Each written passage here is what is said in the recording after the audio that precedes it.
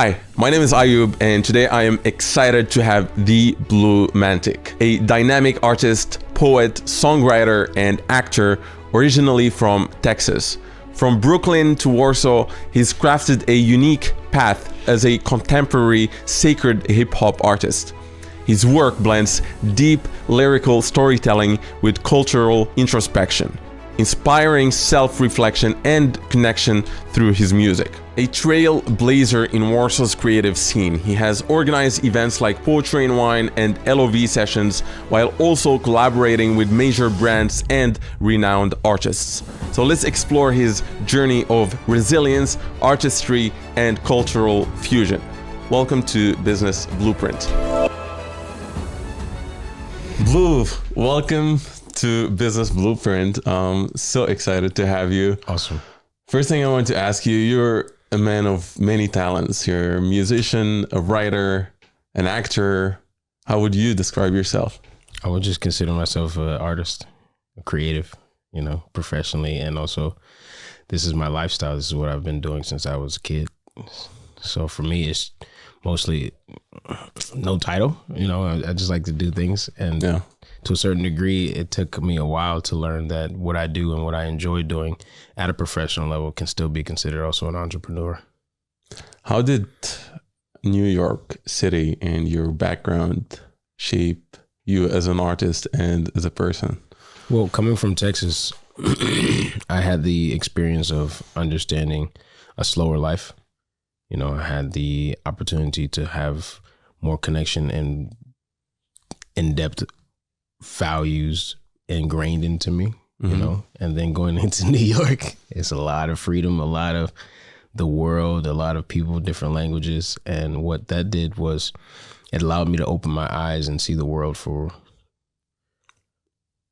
what it is, a planet. We live on something much smaller than we think it is. Everything is available in New York to the point where I didn't really need to be afraid of the world anymore. I wasn't introduced to it until my teen years. So from high school to college, the transition, it really altered the rest of my life. I didn't expect me to be the person who would able to have that experience and learn more about myself. Mm-hmm. But the beautiful part about New York is it also allowed me to really understand the human experience. How can I, as an artist, reflect and tell a story, not just personally, but be a voice for a culture, a community, or an idea of what I think the world has not just to offer, but maybe needs. And how did that translate to you becoming a creative person and an artist? Well, that's what I'm saying. I was always creative, bro. I was always doing something that allowed me to express myself. Do you always have the musician in you? Yeah. Since a young age? Since a young age, bro. Since I was I would even say, I was performing in church in front of, 100, 200 people from the age of 5, 6. So, and then I was playing the organ and playing the drums in my early teenage years. So from the age of 10, 11, 12, I was already playing music instruments in front of a large amount of people. How do you decide which creative outlet to express yourself? Whether is it music, is it acting? You do it also. How do you decide which is to go for? Well, as an artist, the lifestyle that I live is kind of implementing all of them always. For example, even now, being a music artist and a recording artist, I understand how to communicate on the microphone and communicate to someone who's in front of me. You're the audience right now, right? Or they're the audience. They're the audience. But the other thing is, I feel like you can take all of them and then dim some of them down, depending on what the project is or what stage I'm on. I think I don't really have the thought process of choosing. I just do. When I'm needed with that skill and that talent, then I develop that for that specific reason, that purpose, that moment. Other than that, I think over time, now that I'm older, I look at the fact that I developed certain talents into skills so that I could serve the people or serve what project is necessary for that talent and that skill. And, you know, I think it's very interesting that a lot of artists believe that they are one way or one dimensional, but all of the true great artists that we all appreciate and really adore, they mastered something and implemented others. So you might see a lot of the actors who used to be music artists. You might see a lot of the basketball players who could also be music artists. You see a lot of people who are dancers, but they're also great directors and writers. So it's like where I come from, especially the United States, we have the opportunities to kind of, how do I say this? We have the opportunity to not just pursue those careers and those ideas, but we have the opportunity to, I'm looking for a specific word. It's in my mind, but I'm looking for it. Give me a moment. Let me process. When you have a plant and you, okay, give me a second. When something's growing, okay, damn. Cultivate. Yeah, that's it. You have the opportunity to cultivate those talents, you know? And that's not easy when you think to yourself, because you're focusing on being this, you think that this other skill or other talent creatively should not be implemented. Now, the fun thing though is business is kind of a game as well. It's kind of a skill and a talent that some people have to cultivate as well, especially when you become a professional in the industry. The beginning of creativity is always the childlike self. You want to enjoy it. You want to have fun. You want to have fun doing it. You want to have fun doing it with other people. And you also want to share it with the people around you, right? It just gets to the point though, where even that talent and that skill takes a certain mindset where you are able to really find a way to take all those gifts, let's even call them those, and how do they make sense to where you're going on your path, your goal, your journey, right? Some people might not even ever have to implement any of those other skills. Maybe they can't. But for me, I've always had the opportunity to try and not be afraid to say, oh, this is interesting. Let me learn something, because I really enjoy that. I enjoy the fact that as a creative, I'm always in the right vicinities and the right environments, that I'm able to meet people from different walks of life and utilize what I understand about the human experience and say, I want to be interested in this. So how do I understand that? What are some of these skills that are easier to cultivate in, let's say, New York City or the United States, for that matter, that wouldn't be as easy in other cultures? In Europe, for example. Sure, acting. Okay. For sure, acting, because I would say acting for us in the United States comes in a way that is a lot more involved with our culture and our lifestyle, what we do there. Now, a lot of people might think that because, you know, British actors are going to America and becoming successful, or actors are making movies where the whole world can love it. The thing I mean to say though is it's very specific to who is paying attention, your audience, right? And then music as well. I think the thing is, music is universal language, but there's a point where you realize that even the people that you share that music with might not like what you're doing or even understand it. So for example, let's say hip hop specifically, there's a majority of people in the US who understand hip hop as an art form. But then when I've traveled around the world, they see it more as a pop culture. They don't understand that what I'm doing when I'm writing and when I'm speaking and I'm actually reciting these lyrics, I'm not just telling a story, but I'm also sharing an experience that a lot of people are unaware of. So then, you know, it kind of gets lost in translation. And I think dance is another one. Everyone loves to dance, but there's also the times where you realize that the style and the feeling and the emotion that is involved with dancing for, again, certain cultures, it doesn't resonate with everyone.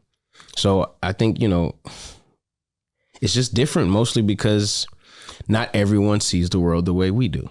They see what they know and where they are and where their comfort zone is, and that's where they stay. So if I can give them something that they like, oh yeah, for sure, I'll do that.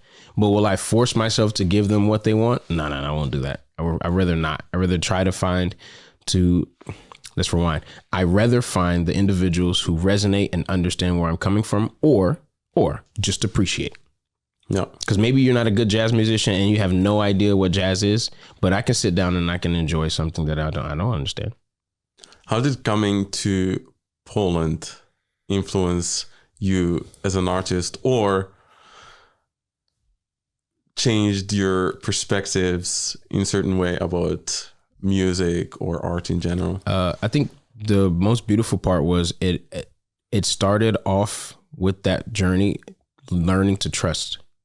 And, you know, with a background of having those issues in your own personal life, I think as an artist, you have to be able to trust yourself. Yeah. Trust the work, the process, because everything takes a little bit more time. I know some people like to rush and move fast, and some people can. But what I mean is it took me a little while to learn that part of myself, to be patient. I'm not in a rush to really get the best work or the best concepts out of me or out of my environment.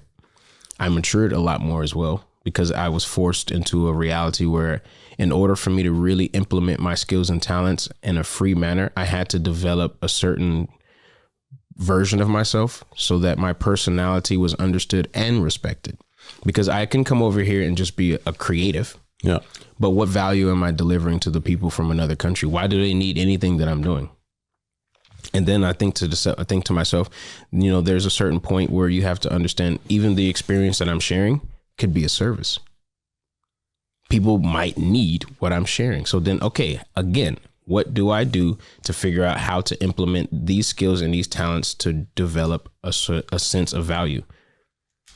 So how do you navigate the difference between the Polish culture when it comes to music and hip hop, specifically coming from New York, which is basically the hub of hip hop, and having here different culture? How do you kind of connect that understanding or difference of both cultures? Well, remember I was saying that music is a universal language. Yeah. So even if it's not understood, you'll feel it, right? It's the human experience's emotions. And that is something that's very beautiful around the world. It doesn't matter your religion, your background, your choice of gender. It doesn't matter about any of that. You're going to feel something. Yeah. Now, I think the only way I was able to navigate this was listening and observing, understanding my audience, my market, the people. I was learning to figure out what they needed, what they were missing, and what I could do. So I just tapped onto those 3 points and focused on, okay, how do I deliver, especially at a higher level, a higher quality? Because you have to realize also there's a lot of times that creatives don't realize it's not just the financial backing that's necessary, but it's the inner work. The work, the things that are the most difficult is for you to be able to work on yourself to get to the point where you are able to really deliver the highest quality. Because I think a lot of artists are failing to realize that we're only vessels of this energy, which means that if you have an idea, right, it's creative, but that doesn't mean I didn't have the same idea and I can be hundreds of miles away across the pond. But the action behind it, the intention behind it, and the delivery is what's going to shift who is actually really putting it out there in the world at what level. And we could even do the same thing at the same time. But, you know, being able to navigate that, Mo, I think it's not easy. It's very difficult for sure, because you have to really sit back and realize that this is not who I want to speak to. I'm still focusing on trying to speak to the world, not a group of people. Yeah. And what I love is over here in Poland, it also forced me into an uncomfortable position to really accept the fact that you can't sell to everybody and you can't get everyone to listen. Even if my heart is in this, the sensitivity that I was experiencing when I was here of being misunderstood, it kind of put me in a position of saying, okay, why am I hurt? Why does that make me uncomfortable? Why am I disliking the fact that this is not resonating with this? Even professionally, there's moments where I realize that, okay, look, I'm really giving you what you need for your people. And then the people who are in position of power, the business individuals who make those decisions, they might not even understand it. Or they might lack the experience or educational background for them to really say, hey, I know that this is going to work. So there's a comfort zone that a lot of people prefer to stay in. And I was the one, I still believe that's how I am, to glitch and to disrupt the reality in order to really create a unique experience. So for me, doing what I do now, if I went back to the United States, which I am, or if I did it in the United States, I don't believe it would be the same.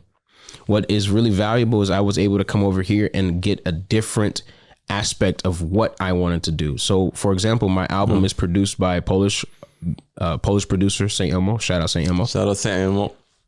And I think that this is something that's a really small detail to some, but for me, it's huge, because for us to resonate from two different worlds and to create something that's so unique, what I can do here, I can't do there.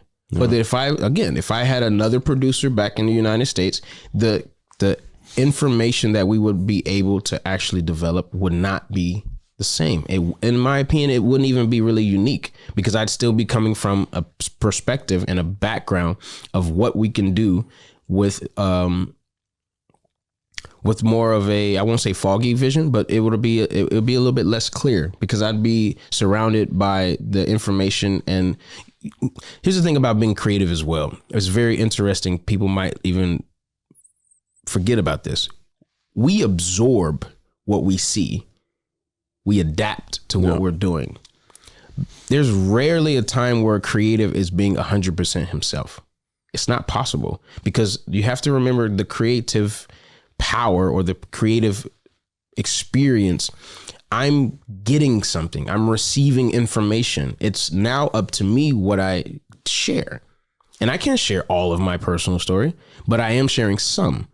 I can't share the story that I know people want, but I want to get them to understand me and relate, right? Navigating that from two different worlds is, I can't say it's easier in America. I can't say it's harder in Europe. But what I learned, again, is that, being in Europe, especially Poland, a slower country, calmer place for me to think, allowing me to really develop my craft without the fear of failure. Because I think that the beautiful thing is, over time, the professionalism shifted into an international level. Because now I think to myself, when I deliver my art form, who and what am I trying to really say? Who am I trying to get to?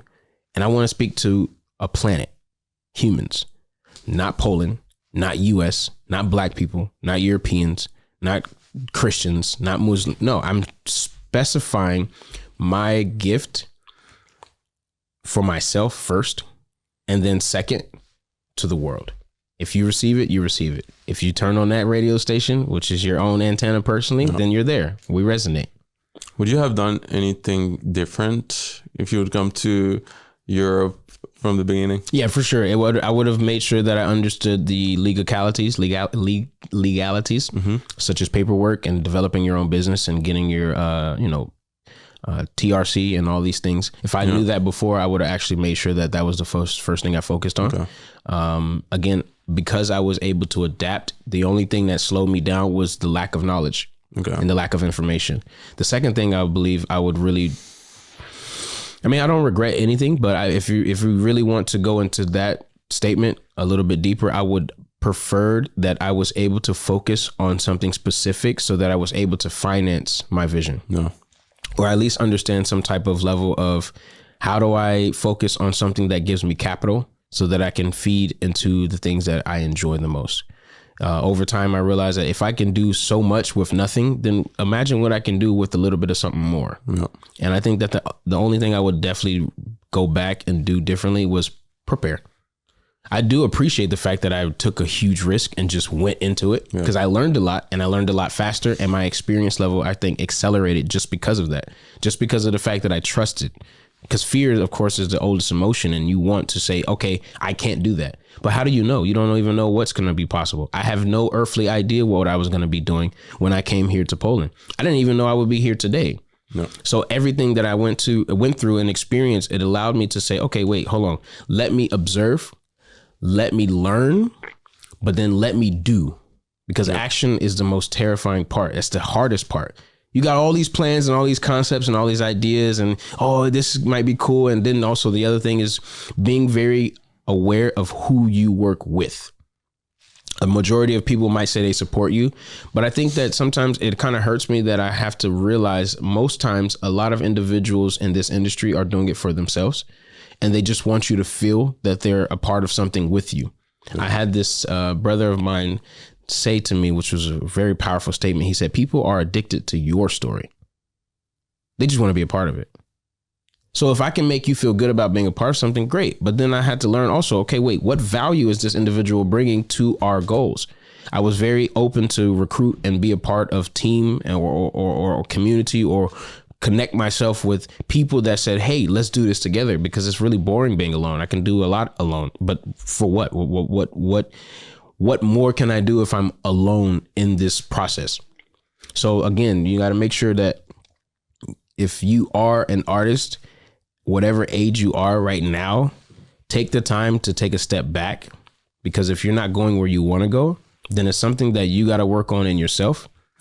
Pay attention to your finances, because it takes money to get your dream off the table. It does. It really does. Or on the table. Let's say on the table. And what will happen is people around you will actually resonate with that value. And then you'll be able to figure out, okay, what can I do next? And that is the hardest thing to do, is to say, okay, I'm already in the process all the time. Creatives, we're always creating. I don't sleep. Yeah. You know what I mean? When I wake up, I'm dreaming.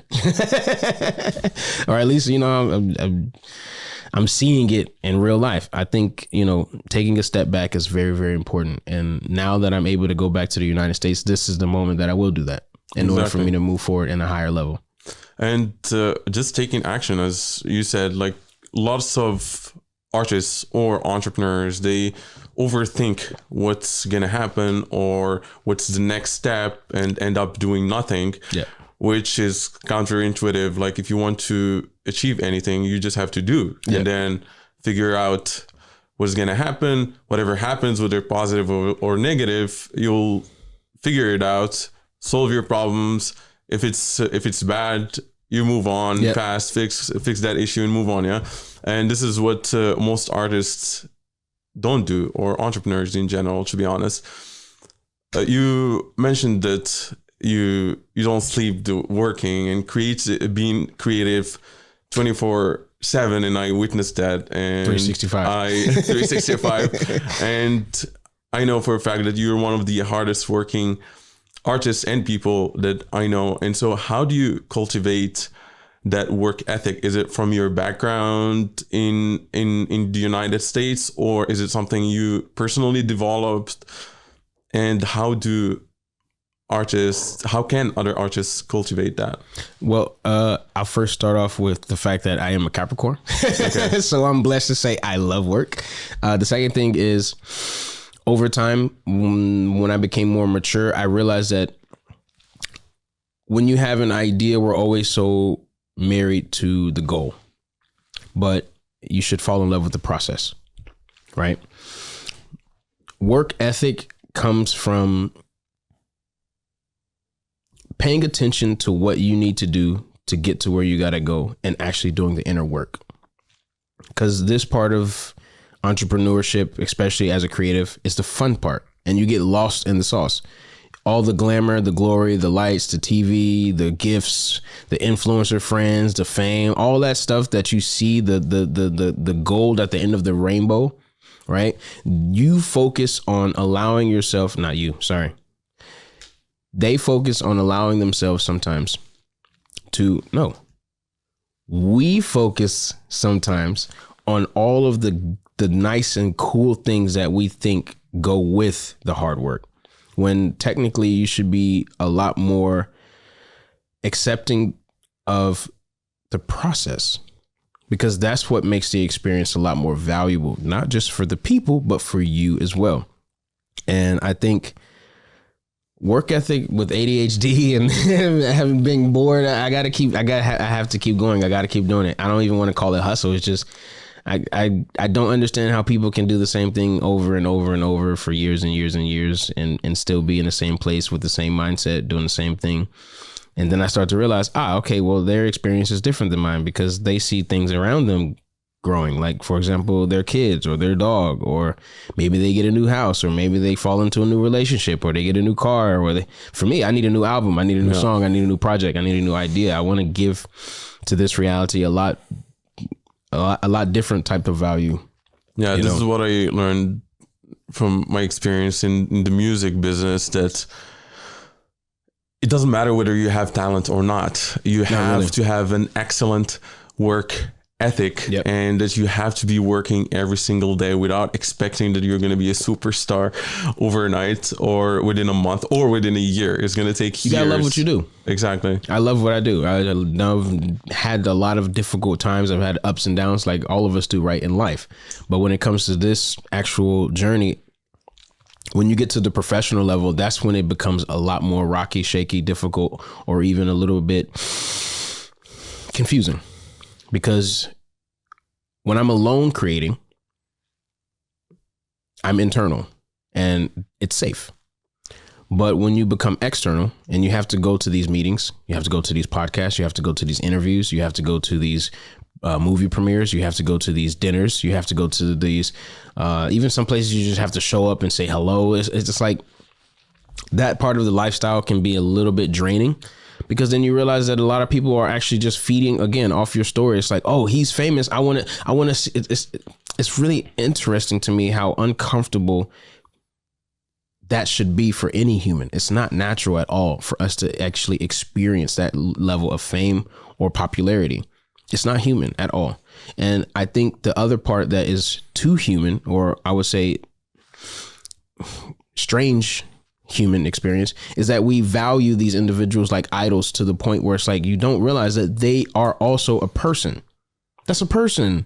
They're in character for you to experience something and give you whatever value you think is for you or your friends or your community. But we can't keep allowing ourselves to put musicians, creatives, and people who are entertainers into a position of idol worship. It doesn't make any sense to me why we do that. And then I also think, okay, maybe you're feeding your own insecurities and it does make you feel good to be so excited to see this person, but the way they express it is so unnatural to me. It's strange. So again, you see the extremities of those two different realities, right? But the part in the middle is we always have to find a way to navigate how hard we want to work, because if you work too hard, you burn yourself out. And then I'll give you a personal experience. One time I realized, dang, if I'm not doing nothing, what the heck is everybody else doing? Or if I sit there and I say, you know what, I want to get this done, but no one else is willing to work with me, what, am I going to stop?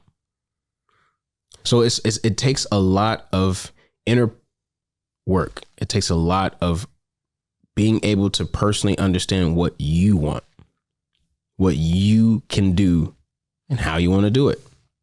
How do you find that out? How do you figure it out? I think through experience and also listening. You have to listen. And a lot of times I think the universe, whatever you believe in, gives us these signs for us to pay attention. And I think people choose to ignore it or they just don't see it. So if you don't have that ability or that natural talent and gift, I think you should also focus on making sure the people around you can protect you from certain things, or at least help you see things in a way that you might not be able to see. For example, I would say, I prefer as a musician to not play an instrument, but that doesn't mean I can't. I just prefer not to, because at least I know that this person who's on the piano can hear what I can't hear, because then I can focus on something else. And then now we have a team. Now, is that a huge risk? Of course. But again, I went back to the statement in the beginning of our talk. Trust. Trust is a very valuable thing. It's more valuable than Bitcoin. Yeah. So you came to Poland as a new artist. How do you come and find your place in a completely new environment? I didn't. I made it. Okay. I didn't find my place. I made my place. Okay. But I did that in a way where it was still strategic to make sure it wasn't so disruptive, because I tell you again, I learned very quickly that a lot of us as human beings prefer to be comfortable. And if you do disrupt that person's comfort, they will fight for it, and they will do anything in their power. Little do they know that they're doing it, but they're fighting for them, saying, hey, I don't like this. It's change. Change is the hardest thing for us as humans to do, right? So of course it's like uncomfortable. It's like, why do I even need this? So, it does take a level of communication to also find a way to get into certain places without making people feel too uncomfortable. I think, as entrepreneurs, we have these ideas, we have these big dreams, and we say, we really want to solve a problem. We really want to get to the world. But at the same time, let's go back to Facebook, or even right now, we mentioned Bitcoin. It's disruptive. But from the beginning, It wasn't. It was like slowly but surely. And then over time, it was like, now it's just a part of your life. The iPhone, right? A lot of things that we experience as entrepreneurs is really human. And we're developing a company, which is a machine. We're developing, strategies, systems, like that is very methodical. What's the word I'm looking for? Methodical? Yeah, methodical. Yeah. And we force ourselves to be in a certain lifestyle of very computing information instead of actually remembering we also feel. So, I think it's very interesting, bro. I don't think that there was ever a time where I wanted to force myself into something that I didn't belong. And I also remember times where I wasn't afraid to say, I'm still going to do it. I'm still going to try. Yeah. Because again, I'm not doing this only for me. There's a point in my life in Poland that I realized if I didn't do it and nobody did, now at least there's some kid somewhere, some individual that's like, dang, that inspired me. Him taking that risk to do what he did now makes me feel it is possible. Right. And again, how beautiful does that sound to be that person to say, you know what? I tried it. Even if I didn't succeed in it, whatever level of success people might reflect on, I believe because I did it, now there's an opportunity that is a path that's just being carved for somebody else to take over and do it their way.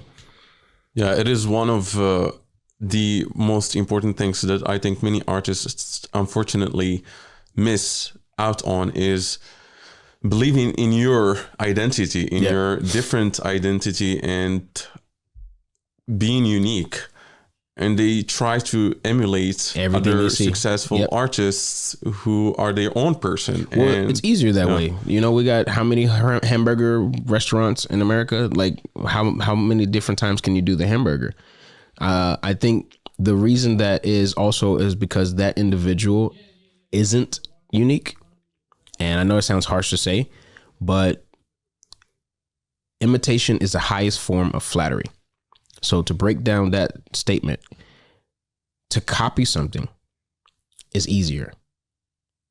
But to be great, you need to steal, right? They say great artists steal, good artists copy. Well, when you think about being a great artist and then the thought of stealing something means you didn't get caught. You don't notice that I was inspired by that. And then you have to also realize that as an artist, some people lack the capabilities of being able to do the inner work to find out what makes them unique and special. It's way easier to sell what people are familiar to. So again, they're looking at the result and the goal, or they ended up in a certain position during their artistic journey where people resonated with them a lot. And now they're stuck there because their reality has not allowed them to branch out and go uncomfortable, or they choose not to. A great example for a hip hop artist who really shifted the culture was Tupac. His background, his parental upbringing.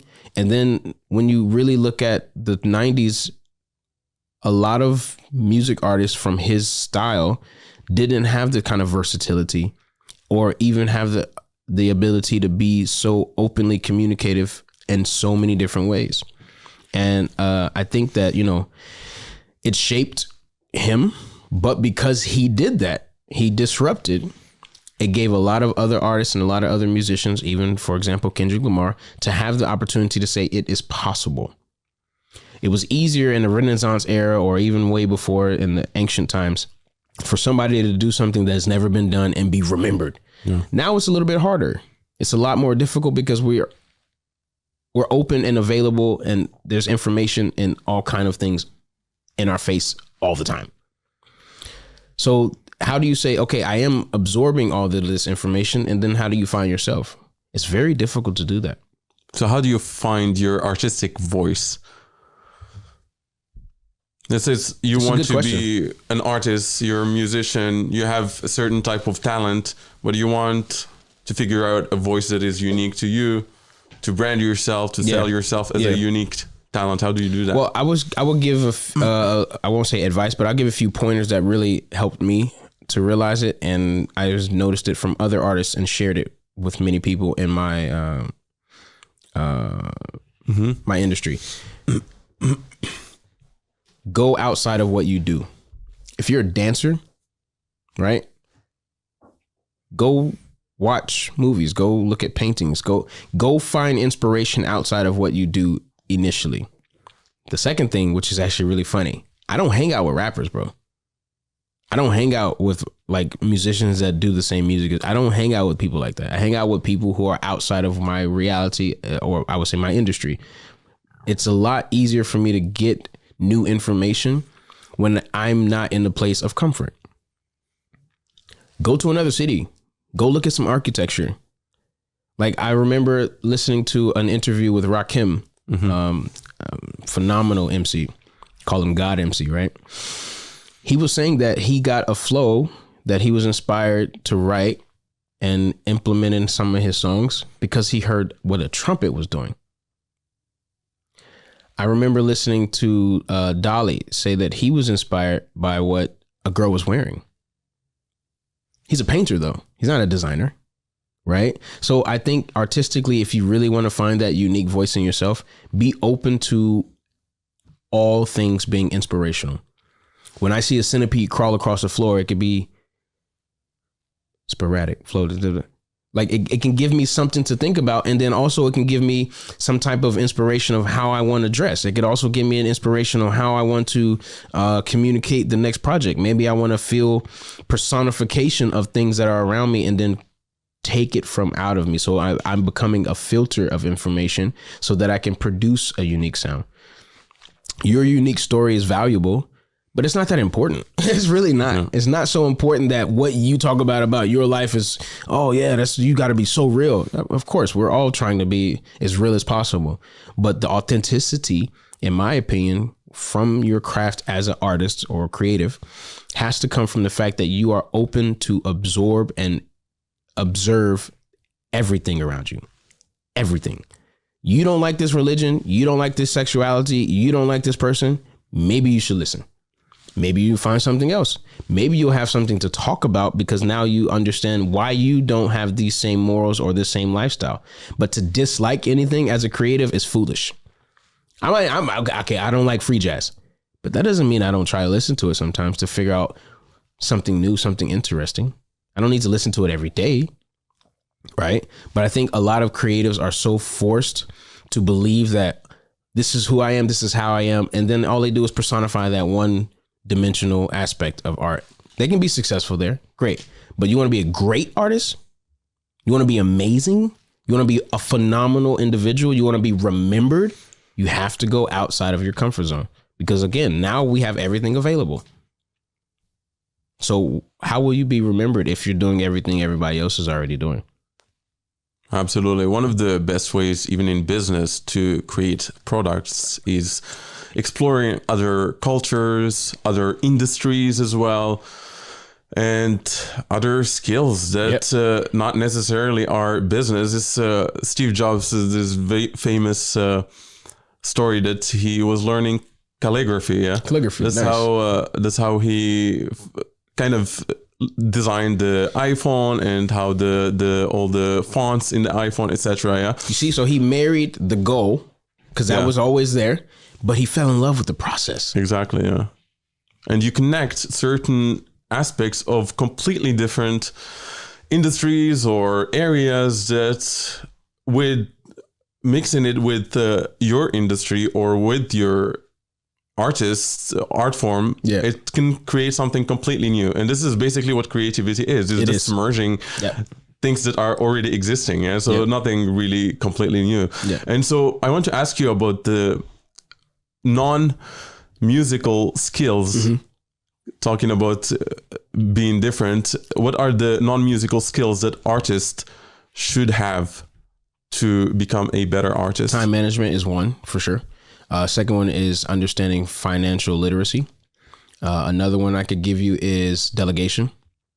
Another one I can give you is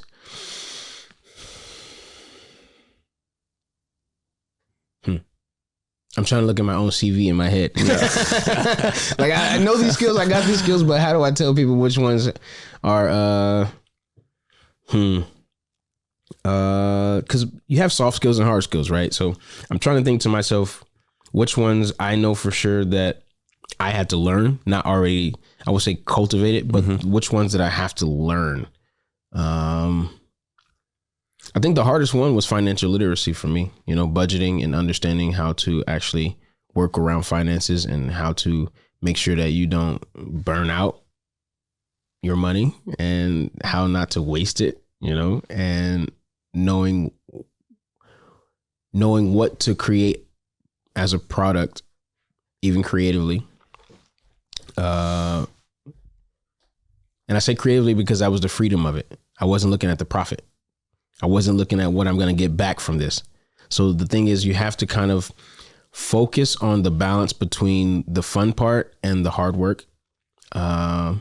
Writing is one for sure, I believe. Even if you are a musician, writing to communication. There we go. Communication is a very valuable skill that a lot of us need to understand.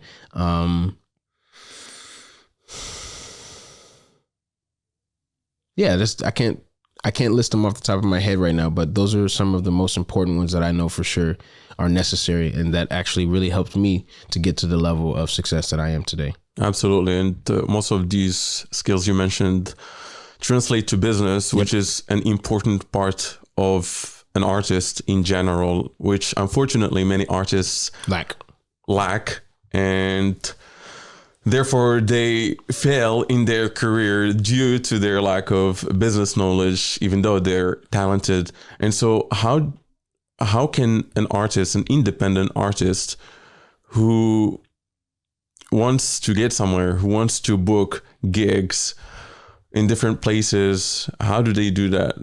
If you lack a skill and you know it's uncomfortable, try it. But if you realize it's not your nature and it's not what you like to do, find a teammate.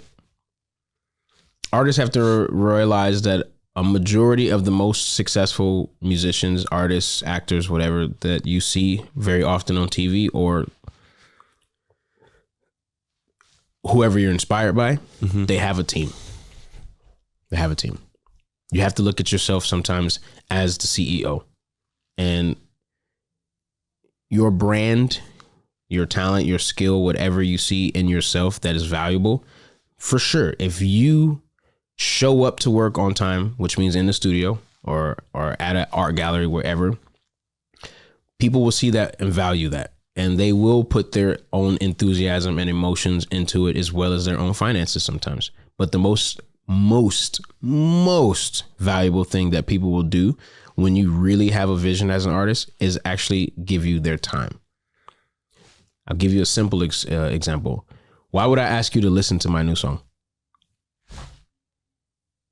I didn't ask you to pay for it. I didn't ask you to I asked you just to listen, right? Why do I deserve your attention? So to value and appreciate that is very important as well. Make sure that if you don't have the time, then pay somebody to do it. Or say, hey, bro, I don't have the money, but are you willing to go on this process with me? Because the most beautiful thing I remember you saying to me one time is that I have an ability to give people purpose.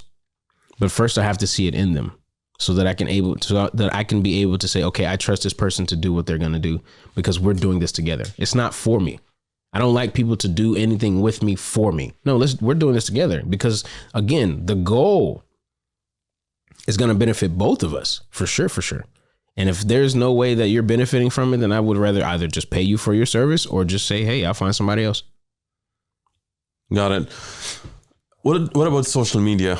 Navigating social media as an artist? I mean, yeah, as an artist, like it's becoming, or it became already, extremely critical for any artist career. Even record labels now, like they choose artists based on their social media presence and numbers. So it's a valuable illusion. It's a valuable illusion only because you have to remember we're still trying to sell something. And the most valuable thing on social media right now that people are purchasing or buying is attention. How do I keep and get your attention? So what you have to do as a musician, an artist, creative, you think to yourself, okay, you have to learn branding. You have to learn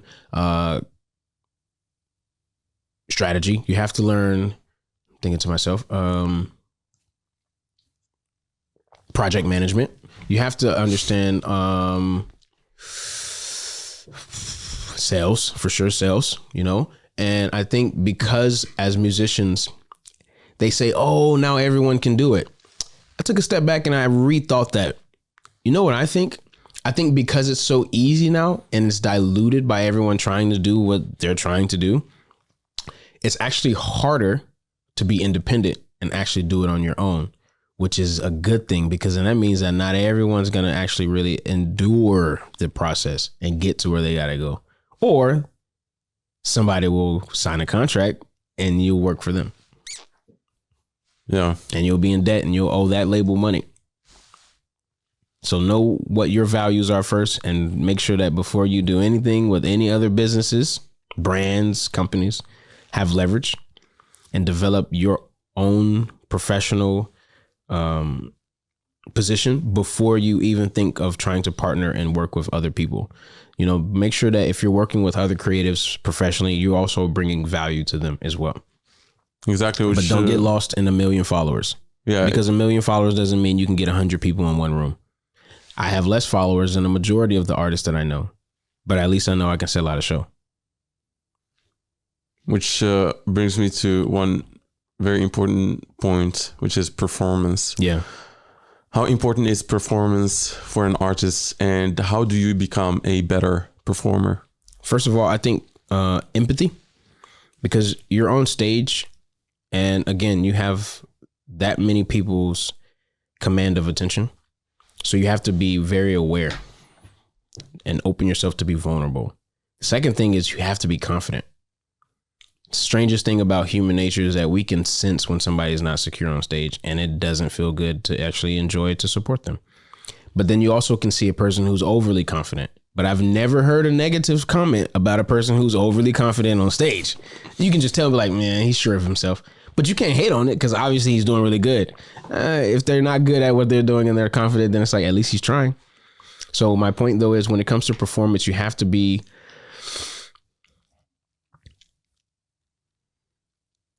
open and available to understand the back end, which means the people who are behind the stage, the people who are putting up the lights, the people who are putting everything together before the stage actually happens. And then what I really appreciate is storytelling.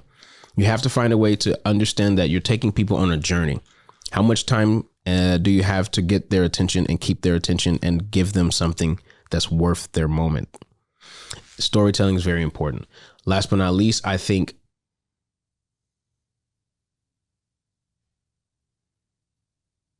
timing. I don't know how to express that in a way that makes more sense, but I think as an MC, what has really given me value, a lot of people don't know what an MC is. My ability to communicate at the right time, with the right things, at the right moment, the right purpose. Do you mess up? Sometimes, yeah, for sure. There's never going to be a perfect show, but performance is difficult for people only because you start to get this overwhelming feeling of being in that moment. It's like, oh, it is a lot, but I love it now because I know for sure that I've developed the skill to be able to utilize that opportunity, not just to my advantage, but also to deliver it for the people at the highest quality. So how do you learn that timing management or delivery? I think first of all, for me, it was a skill. It's a natural gift. But if you want to learn it, I think the best way to practice is performing in front of people you don't know. Because their responses are going to be way different than your mom saying, yay! Be in front of people who don't know you at all. Try that. That's the hardest thing to do and the most scariest thing to do. I'll give you a specific example. Go to the street and try to perform. Go. Don't do it for money. Just go with your instrument or with your microphone or dance. Just go in the middle of the street. Don't disrupt no one. Don't do it in a place where it's like, hey, what are you doing here? But try it. Go out in public where no one even needs to pay attention to you. They don't give a flying about you. Try that. Because then you'll realize, okay, that worked when I wore red. That worked when I gave this person an eye contact. That worked when I moved a certain way. That worked when I said, hey, how y'all doing tonight? That worked. You'll figure out what works, but you have to try it. You have to go out there and be vulnerable to find a way to shape your performance. Yeah. Not everyone's confident enough to do that. They're probably soft, but guess what? If you sat down and you got people's attention with your instrument, Or even if you didn't, what's going to happen is over time, it's going to be a lot easier to do that in front of individuals. Yeah, I think going to the street and performing is one of the hardest, but it's a cheat code to becoming a great artist, to be honest. It is, because the reality we live in is always going to be moving.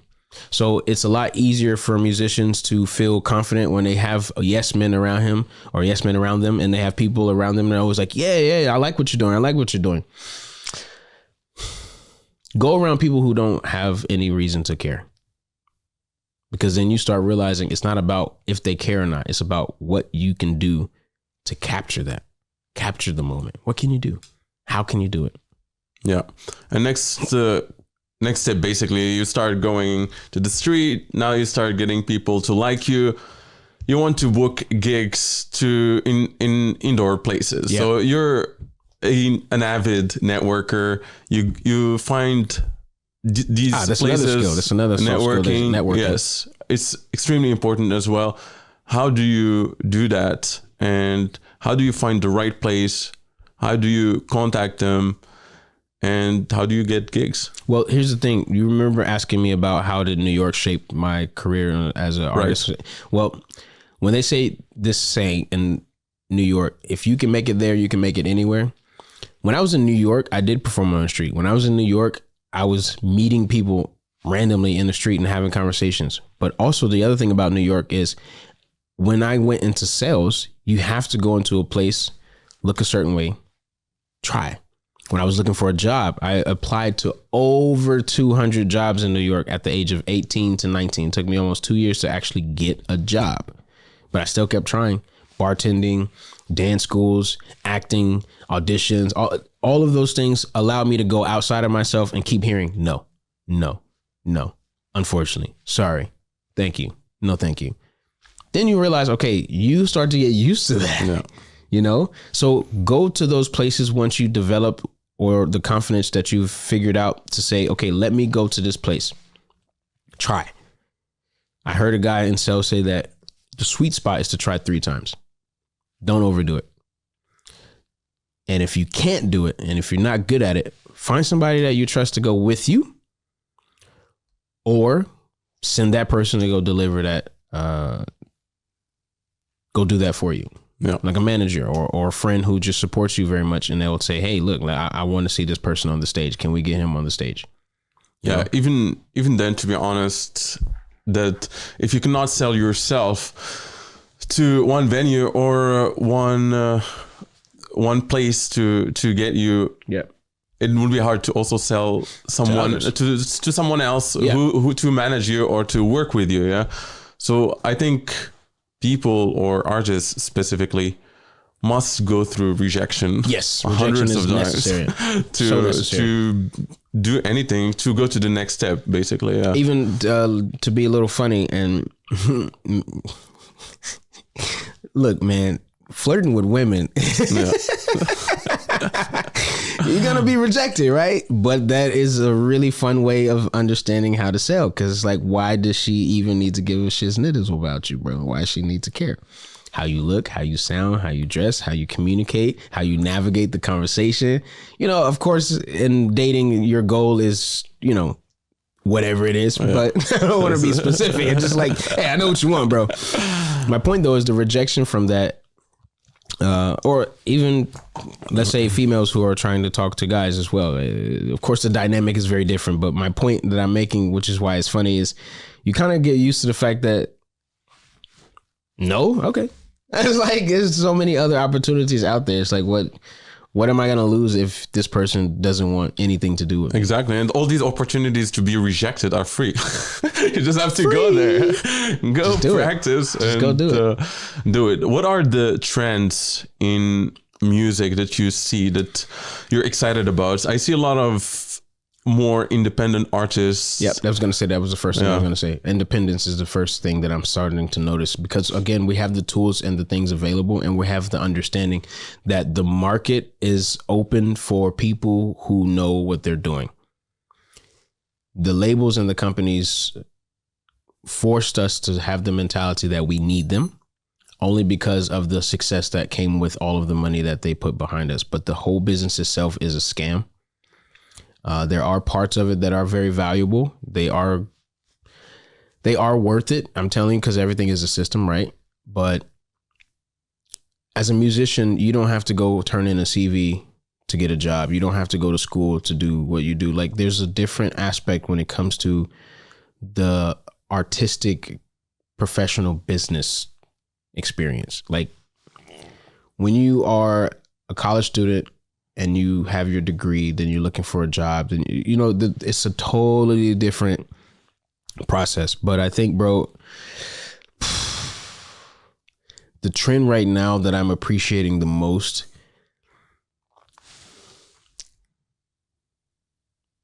individuality is coming at an all-time high.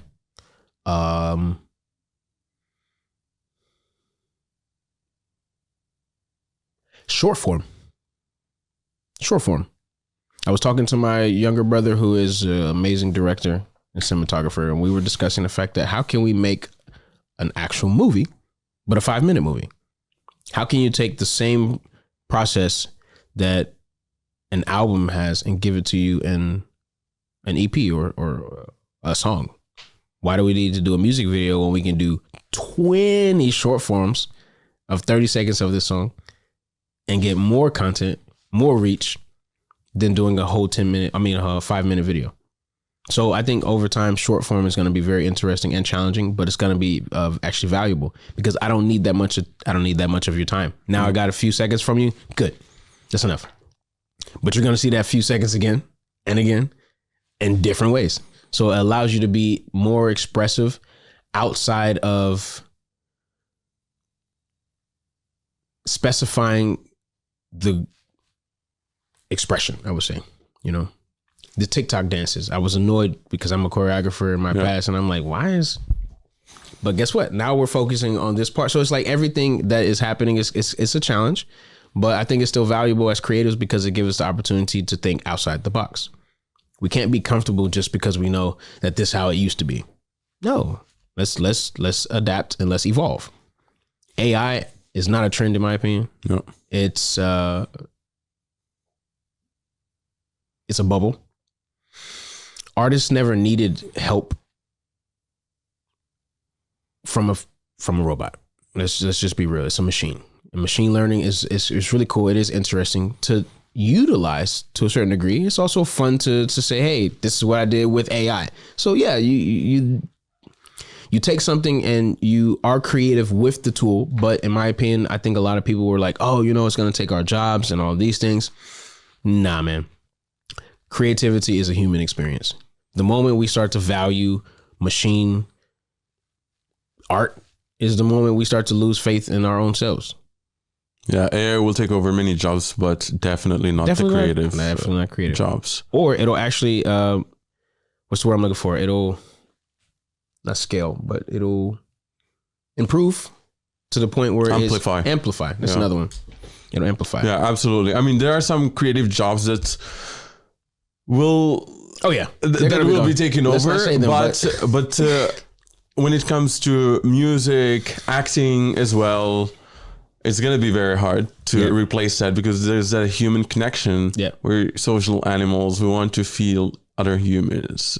You cannot replicate an actor's emotion in a certain scene with AI. What's also very interesting about AI that I was doing a lot of research, machine learning specifically, we have to really recognize that what we are receiving from that machine is the information we fed it. There's no way we can give a machine the thinking power right now. I don't think we have the computing power to be able to get to that point yet, because it's artificial. First of all, let's remember that it's artificial intelligence. But everything that it is actually spewing out and sharing is something that we've given it. So until we have machines that can learn and observe on its own, then we're not really going to be sharing an experience with machines. They're still going to just be useful tools. My favorite movie is called Chappie, the South African robot, where they took it was a military robot, and then they reprogrammed it, and then it started to learn from the things around it, and it was having its own personality, and it had its own voice, and it was like, okay, that's interesting, but it reminds me of children. So if we can take that same involvement with machines and actually put it towards our children, I think we'll be better off, in my opinion. Walk me through your creative process. I want to, for the viewers who are artists and independent artists, to understand how they can become more efficient in their creative process to become better artists. Usually I would say it depends on what project you're going to be doing, because, you know, remember, the idea of a video is different from the idea of a song. The idea of the song is different from the idea of how you're going to dress.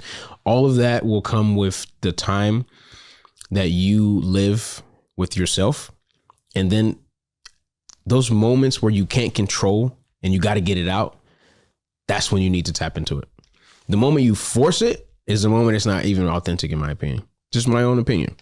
But if you, man, I got this melody, write it down, put it on thing.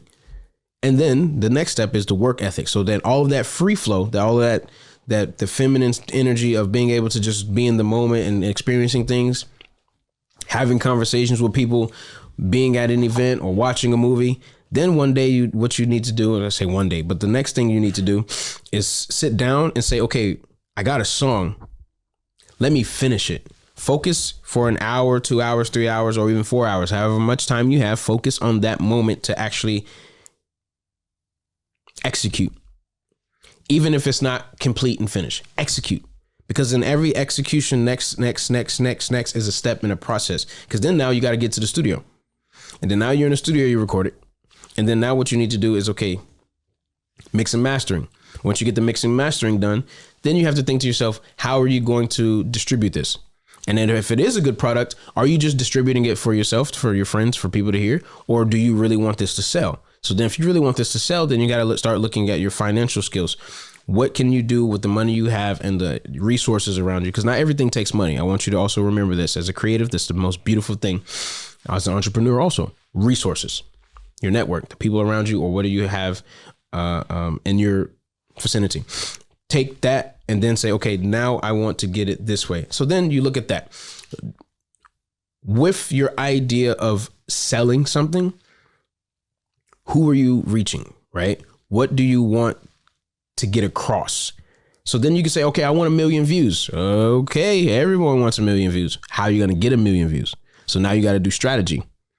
And then my favorite thing is I love the whole process so much that when people look at my Google documents or when they look at my notepads and stuff, it's like, bro, when did you do music?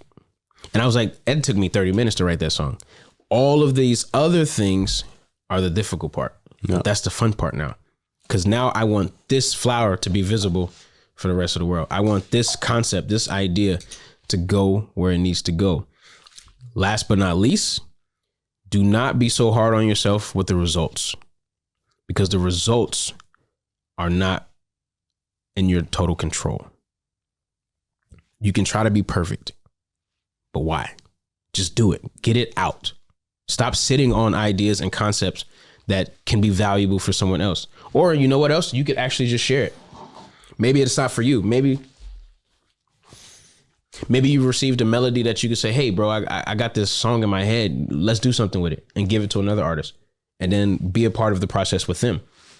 I think the other thing that's really valuable is not putting yourself down just because it didn't work. Don't be so hard on yourself. You know, you're learning, and everything that we do as creatives should be fun. You should enjoy it. You should enjoy it. It's going to be hard. Of course, you're going to have those moments where it's like, dang, I want to give up. I don't like this. It's not working. Yeah, don't give up, but have fun doing it. Exactly. And to master anything, you have to do it hundreds of times, thousands of times, over and over. You fail it, but as you said, you should not focus on the outcome. You just focus on your effort. Yep. You promise yourself, hey, I want to do this. I want to write one song every day. I want to do one video every day. Work better on your skills and do that every single day, and give yourself let the outcome deadlines. be. All that. Give yourself deadlines. Be hard enough on yourself that you actually have self-respect. You know, integrity is another thing. And last but not least, I want to say this because it was received recently from a good friend of mine. He said, "Don't be lazy. Procrastination is addicting, but don't be lazy. Why are you swiping on your phone when you could pick up that saxophone and be practicing? Why are you hanging out with your friends at the club every weekend when you could be at home writing?" My point is, you can't put yourself in the place of freedom to the point that you get lost in the sauce. You get so into the enjoyment of the idea of being a musician and an artist and forgetting that it takes work to be a musician and an artist or creative. It takes work. You should be drawing right now. You're watching this. You should get off this when we're finished and get right to work. Like, that is the key. That's my point right now. Don't waste your time. It's very valuable. Absolutely. And the environment also, as you mentioned, you have to have the right people around you. And I want to ask you, as an artist, you get to collaborate, or you have to collaborate with multiple people. So how do you choose the right people to collaborate with? I pay attention to their lifestyle and the way they actually are as individuals, not what they do with their craft. And then I pay attention to how well they do their craft. And then last but not least, I pay attention to how well we work together. And then I also pay attention to the last one. I said the last one, but I noticed this is one other one. How well do they work together with other people? Because if you saw that he had a problem with this guy and then he had a problem with this guy, okay, just wait. He's going to have a problem with you too. If you saw that he didn't do this right and he didn't, okay, pay attention. It's going to happen. I don't care how talented and how skillful this individual is. If you see what they're doing with their own life and how they are as a person, that's going to bleed into the craft for sure. Now, I want to mention the fact that a lot of people don't realize substance abuse is very prominent in our industry. And the reason that is because they're not in the right environment of people, which means that if your friend is smoking all the time, maybe check on him. If he's drinking all the time, maybe check on him. If they're always doing a substance, pay attention to that, bro. Make sure they're okay. Mental health is really valuable in our industry. And a lot of times we bleed out these artists and we're like, oh, RIP, we're sad about them now. Nah, you didn't care enough, in my opinion. Or the people around them didn't care enough. So be very cautious of how these individuals appreciate, respect you, and reciprocate the energy that you give. You know, be very cautious about that. If they are, what's the word I'm looking for? Not influence, but they, man, my vocabulary today is fun. I got to eat some food. I'm looking for, they not initiate. Come on, Mo. They allow you to do it. What's the word I'm looking for? When they say, oh,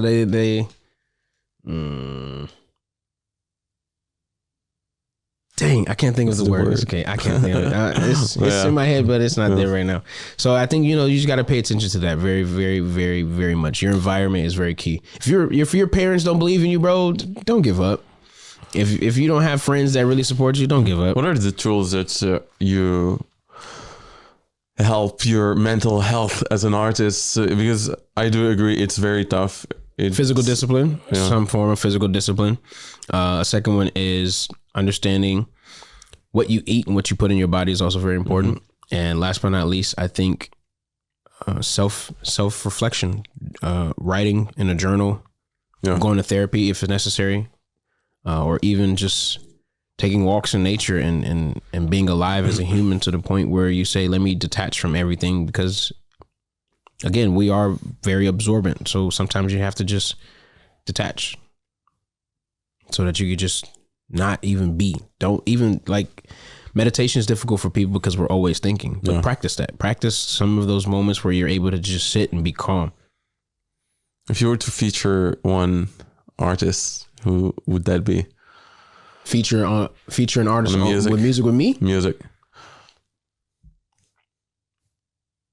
It's really hard, man. I don't like anybody that much right now. I really don't. I'm just being genuine. Like, it's like, I'm at a certain level. It's like, well, what can we do? But I would love to work with Kanye West, actually. I really would love to work with Kanye West, no matter how annoying he would be. I want to see what he can get out of me and what I can get out of him. And I don't mean financially. I mean, like, you have to understand when artists are in the same room, guys, what's really cool about that process, if you're ever able to experience it or you have experienced it, we are taking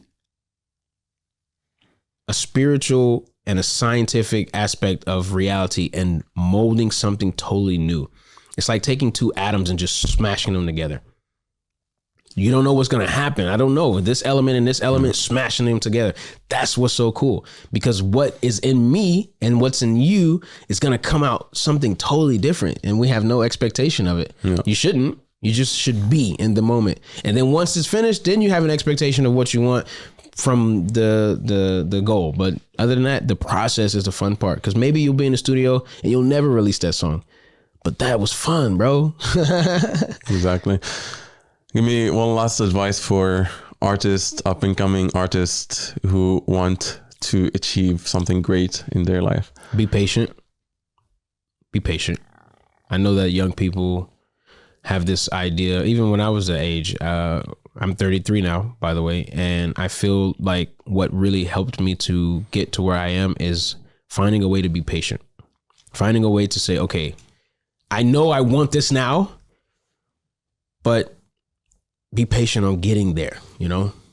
Again, fall in love with the process. Marry the goal, because that's your long term. Marry the goal, but fall in love with the process on how to get there, because that's the part that's going to actually help you become who you are in a unique form, in a manner. Man, I'm telling you this, bro. Patience, but